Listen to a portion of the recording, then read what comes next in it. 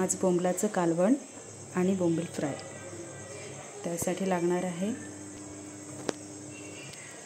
Tomato, लसूण, मिरची, कोथिंबीरचं, आल्याचं वाटण, चिंचेचं पाणी,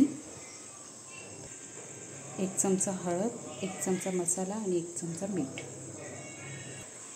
2 पळी तेल घालूयात आधी आपण। तेल घातल्यानंतर ह्यात आपण लसूण, मिरची, कोथिंबीर आणि आल्याचं वाटण घालूया।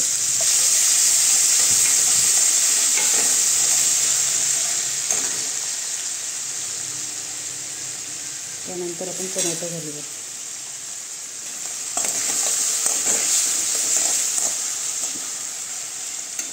हे शिजू देऊया। शिजल्यावर हळद, मीठ, मसाला घालूया। टोमॅटो शिजून झालेला आहे। आता हे आपण मसाले घालूया। हे मसाले तळून घ्यायचे तेलावर। त्यानंतर आपण बोंबील घालूया।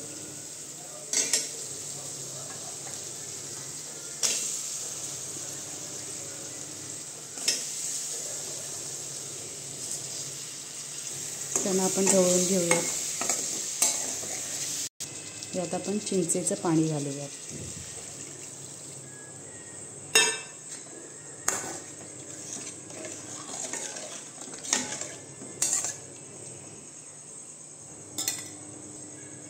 आणि झाकण देऊन झाकून ठेवूया।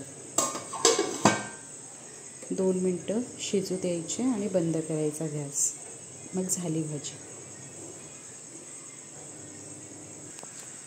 गॅस बंद केलेला आहे, भाजी झालेली आहे।